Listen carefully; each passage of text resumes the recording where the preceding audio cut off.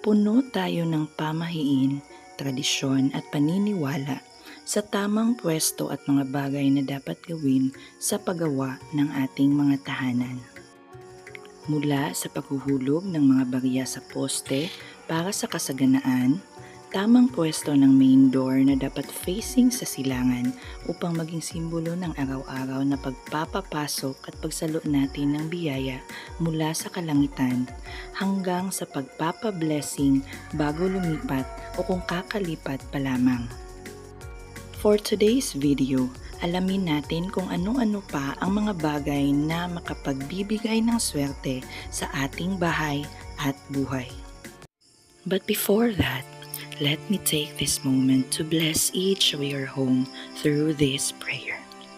Almighty God, we thank you for all the things that you gave us. Salamat po sa araw-araw na paggabay sa amin at sa mga blessings na patuloy mong ibinibigay sa amin na kahit minsan di pa man namin hinihiling. For all the answered prayer, we sincerely thank you.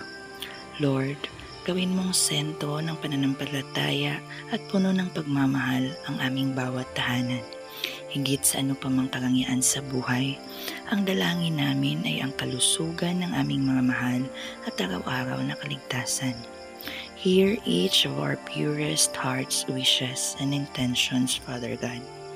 Linisin mo ang aming mga puso at isipan at gawin mo kaming instrumento para sa kasiyahan ng ibang mga taong aming nakakasalamuha.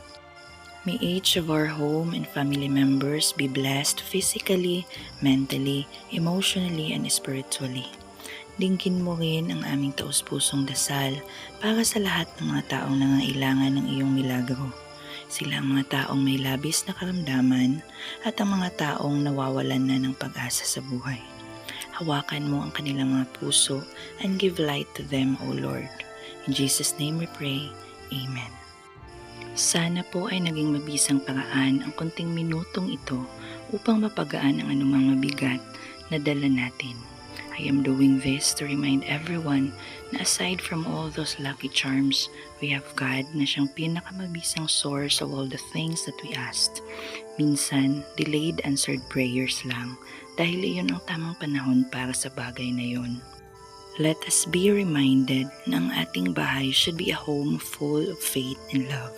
Ito ang pinakamabisang factor upang matanggap natin ang lahat ng positibong enerhiya para sa isang masaganang buhay. Ang pagpapablessing ng bahay ang isa sa pinakamabisang paraan para i-renew into positive energy ang loob at labas ng ating tahanan. Ito ay ang pinakatamang panahon upang gawing maswerte ang ating bahay. More than that, may mga bagay pa na pwede nating gawin araw-araw to make our home a better place.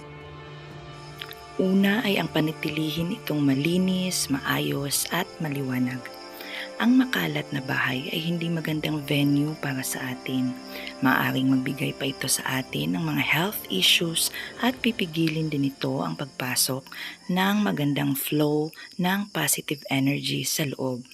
Gawin nating maaliwalas ang ating mga tahanan, well-lighted, well-ventilated, upang maging wealth at health magnet ito.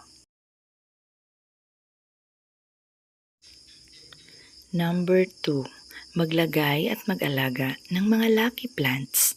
Hindi lamang ito magpapaganda sa ating mga bahay at paligid, kundi isa itong mabisang elemento na nagtataglay ng positive energy. Huwag naman to the point na maging mini forest na ang ating bahay. Kahit simpleng pagtatanim lang ng snake plant o iba pang mga lucky plants sa ating main entrance o malapit sa ating harapan ng bahay ay isang malaking tulong na upang salain ito ang mga bad vibes at energy at pigilan itong makapasok sa ating buhay. Maglagay ng ball of cotton sa ilalim ng hapagkainan. Gawin ito upang maging magaan ang ating pamumuhay.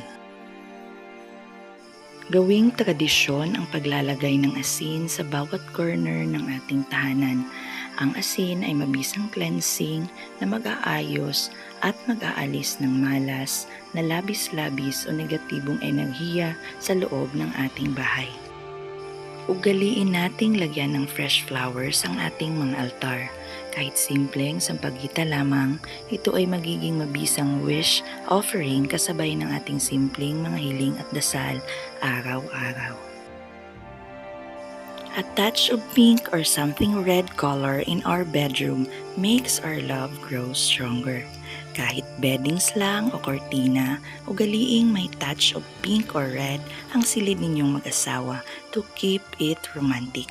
Sinasabing ang bahay na puno ng pagmamahal ang isa sa pinakapositibong elemento para sa kasaganaan nito. Lastly, mag-alaga ng pusa. Isa itong napakabisang paraan upang araw-araw na mag-alis ng bad luck at mga peste at daga sa ating bahay. Sana po ay may natutunan uli kayo sa videong ito. Sa muli, thank you so much for watching.